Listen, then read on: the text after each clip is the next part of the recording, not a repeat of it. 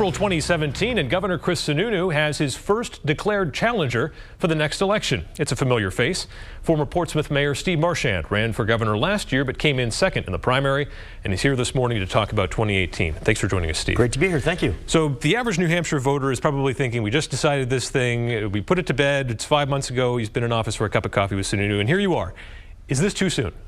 It's definitely not too soon. Typically, it is a little early, but these are not typical times. At the national level, what Donald Trump is doing, I think, is concerning lots of people. And at the state level, usually you have a honeymoon as a governor. And I don't think Chris Sununu is getting much of a honeymoon. The things he's trying to do, his own party doesn't like too much. And a few of the things he wants to do, most New Hampshireites don't want. And I'd note Donald Trump's doing 2020 rallies already, and Chris Sununu is already raising money in Washington for 2018. Democrats are energized, but the average New Hampshire voter on the independent side, notoriously engaged, notoriously involved, but do you risk alienating them perhaps for those people who don't like to see politics perhaps until an election year? I have never seen in my lifetime of being in New Hampshire the level of engagement even beyond the traditional Democratic and Republican Party bases. I've gone to several dozen Democratic town and county committee meetings in the last 3 months. The number of independents and even Republicans that are going there wildly exceeds anything I've ever seen. So the engagement crosses party lines, and they're even in the nonpartisan lines. What has Governor Sununu done, in your opinion, to warrant such an early challenge? Look, I've known Chris a long time. I have a good personal relationship with him, so it's nothing about that. But the reality is, Chris has every advantage in the world. He's the son of a governor. He's the brother of a former senator. He's got the House, Senate, and Executive Council on his side, and all the federal levers of power are also Republican. And yet, he is not able to get fundamental things done in unprecedented ways. This week, last week, the budget. His own party, he can't even get it through the House. He put his political capital on right to work, which was a really lousy idea to begin with.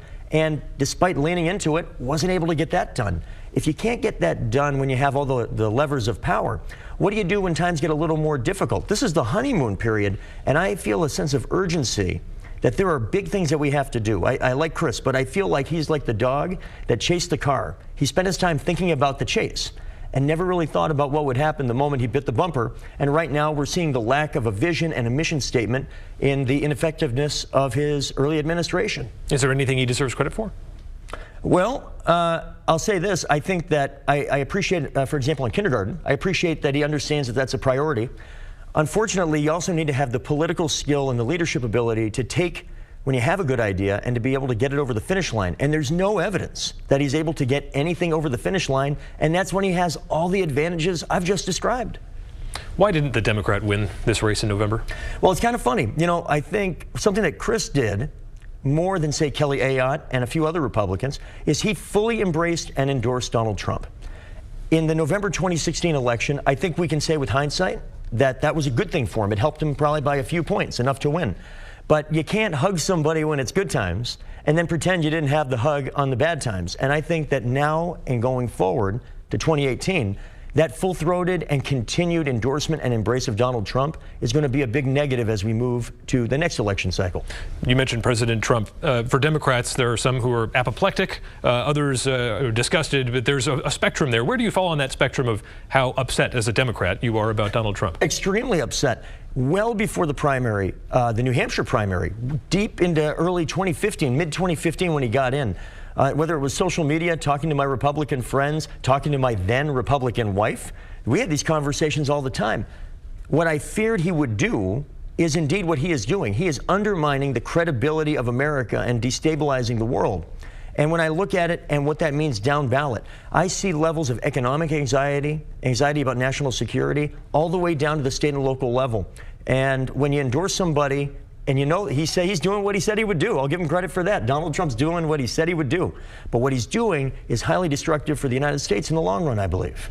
You made a very big campaign issue out of legalizing cannabis. Would you be back on that platform again, calling for marijuana to be recreationally available here in New Hampshire? I do. I continue to have that position. It's not my primary focus. My primary mission statement, and the governor needs to have one, is I want New Hampshire to be the best state in America to start a family and to start a business, because it addresses our two biggest generational problems.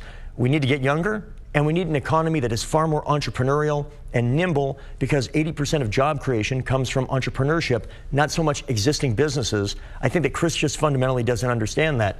I think as part of the culture of the future of New Hampshire and getting younger, one element of it that'll help us with the opiate crisis, that'll reduce costs for incarceration and judicial and law enforcement, and will generate significant revenue to pay for important things that will grow the economy, would be the legalization of cannabis for adult use.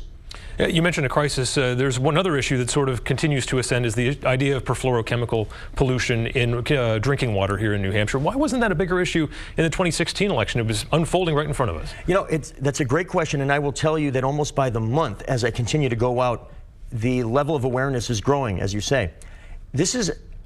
What scares me about this is that New Hampshire is actually on the front end of the country on this issue, because a lot of this on the coast dealt with peas and things that happened while it was an active Air Force base. People around the country, as they're looking at their older or now closed bases, are starting to see the same trend lines. We're on the front end of it, but we are just beginning to learn. State Representative Mindy Messner from my part of the state, who is fantastic, love her work. She understands the science of it and is really drawing this up to the top. I can tell you that businesses at Pease and around the state, as people come in that they're trying to draw to hire from out of state that we need, water is beginning to come up as an issue that talent says, so is the water going to be safe if I take this job and move my family here?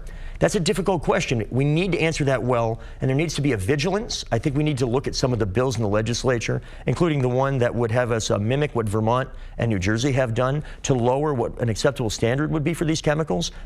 We're still learning a lot about it. It is a dynamic situation. I take it very seriously. And very quickly, if somebody like Stephanie Shaheen jumps into this race, it could be a crowded field, there could be bigger names. How do you stand out? I'm running. I enjoyed the experience tremendously last year. There are lots of folks that talk about it and don't talk about it. I don't listen to a whole lot of that. I'm in it to win it, and it's a marathon, and I've begun that marathon. All right, Steve, thanks for your time. I'm sure we'll see you back here. You bet. Thank you. All right.